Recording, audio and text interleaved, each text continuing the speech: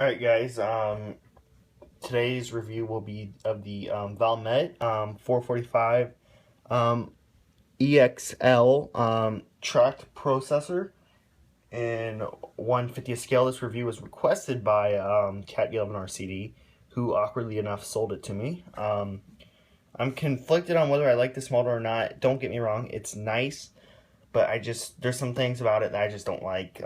I guess you can say it's a little bit too featured, in my opinion. Anyway, so let's start with the tracks. The tracks are very nice. They roll very well. This one is not a good example. This one is, or maybe not. The tracks, they do roll okay, I guess. Here you can see it does have somewhat of a tensioner, and you can see the tracks do sag.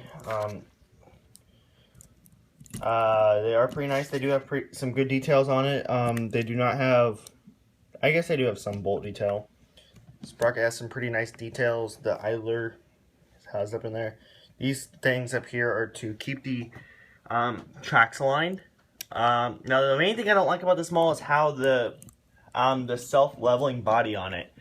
I hate it because whenever, like, the head, it's too heavy, I guess you could say, and it just pulls it forward. So it's really unstable. You can see the cylinders there, and actually underneath you can see where the cylinders are mounted onto the car body. I just don't like that feature. This here, it's a protector for the cylinders, I guess. As you can see it right there. It's rubber. Some decent detailing, but I do hate how the cylinders are. Like, I think I'm gonna go in and correct that. That way, it's just like stays level. Anyways, on this side you have your cab, Valmet 445, and your windows, which they are plastic. Now, for all intents and purposes, I am using a handy dandy thumbtack to get some of these compartments open, since they are hard. See, the joysticks are colored a separate color, and you have all these different warning decals and a black seat with the Valmet logo on it. On the back you can see the meshing and then Valmet. And this compartment here opens up, which shows you where all the hydraulic lines go to. And up here you do have a fire extinguisher. You can see some work lights back there, and on the top you have a sunroof, which weirdly is not protected. Here on the back you can see the zero tail swing design. Then where the boom goes to the superstructure. It says keep clear 250 feet minimum, and this compartment here opens up to show you the back end of the engine. 445 has that decal there. Now this compartment is really hard to open. I've only had it opened once, and you can see all the nice engine detail in there. Up here you get your engine, or your air breathers, and all that sort of stuff. Again, you can see how I'm like fighting it with the cylinders. I hate the self-leveling thing on this. It's like so annoying for me. But anyways, that opens up. Then your radiator grill opens up, and you can see another one right in there. Let me focus it. There you can see that. And then moving on to the boom, you can see, readjust the camera. You can see it says keep clear 250 feet minimum. And the cylinders, now I don't see why you would want to dig in that, but that's as far down as it goes. There's the reach on it. See, the head does dangle a little bit. Here, let me pick the camera up. You can see how high up it can go. Sorry if that was shaky. I had to re-grip my camera there. And there you can see Valmet and 445 on the other side of the cab. And there's a fire extinguisher in there as well. This here does extend out, and you can see the grouping of hydraulic lines, which is covered in this yellow tape material. And into the head, there you can see it. The delimbers, I guess you could call it. I don't really know that much about Porsche equipment, but everything that you would want to work on the head works. It's kind of hard to see because it's black, but the delimbers, they function, they spread apart. The grapple or grasps or whatever, you can see right there, and it has a Valmet 385 processor head. Your sawbuck is very loose on it. I do know that terminology. The bottom sawbuck is very loose. The top one not as much. The top one does come out, and again, I'm going to call upon the handy dandy thumbnail, or thumbtack, excuse me. There you can see it does come out. A lot smaller, but you can see some of the paint's chipped off of it. The head just dangles there, but the hydraulics do get wrapped around it. But on the back, you can see Valmet Maxi. Try to get to focus, and then on the bottom, warning decals. It's nice to see that the linkage right there is it's glad to see that it's red. Which does break up the black paint a little bit, makes it look cool, in my opinion. Again, it takes a lot to fight with this thing. You put it there so you can get a good cab view. This store did make a nice array of Valmet models. One of them includes a forwarder, which is used to carry logs. Another one I think it was a track processor.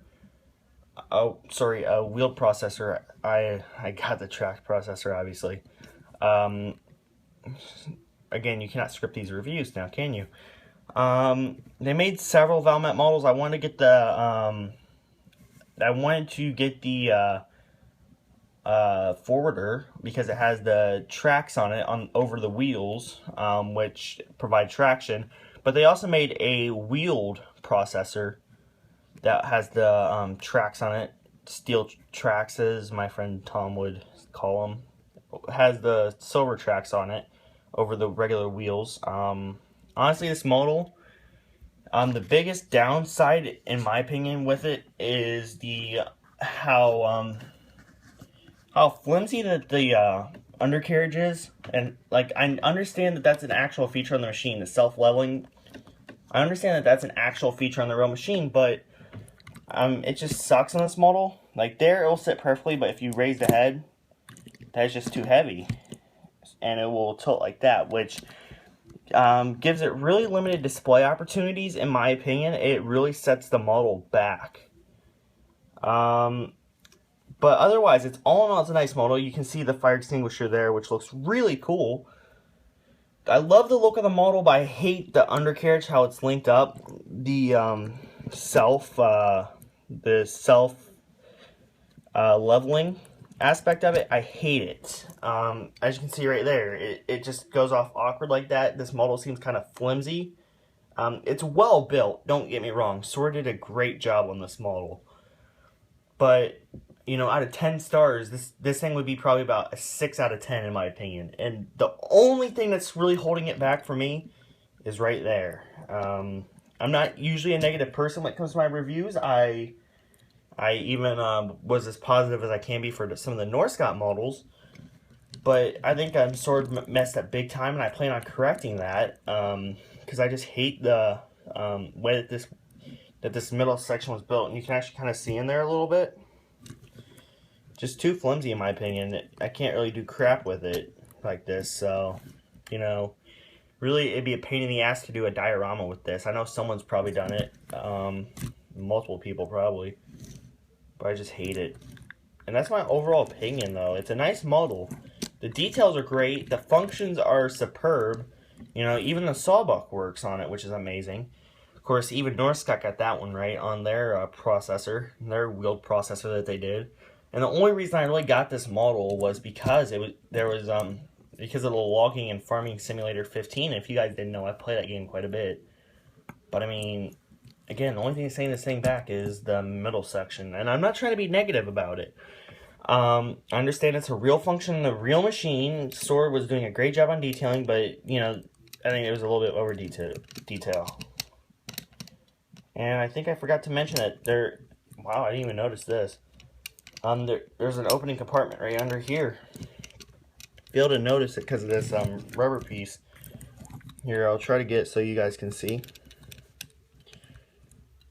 Trying to get a grip. There's a little storage compartment there. I'm guessing that is. There's no hydraulic lines in it. I guess that's going. I guess it's going to the track frames. Hydraulic lines going to the track frames. I didn't even notice that, so sorry about that. Otherwise, really this model, it's been held back greatly because of this part right under here. I think Sal highlighted that in his review of it. But otherwise, it's a great model. If you can find one and fix it, in my opinion, go ahead. If you like a model that's sort of crappy around the side, go ahead. But, you know, otherwise, it's a great model nonetheless. So, yeah. That was my review of the Valmet 445. I would not really base everything off of my opinion on this model. It's just my personal opinion. That's what reviews are, I guess, opinions. So, you know, don't judge this review because I said, oh, it's a 6 out of 10 and it's a sword model. I mean, all in all, it's still, it's a nice model. You cannot deny it. Just this part right here sucks, and that's the point of it. So anyways, guys, thanks for watching. As usual, peace out.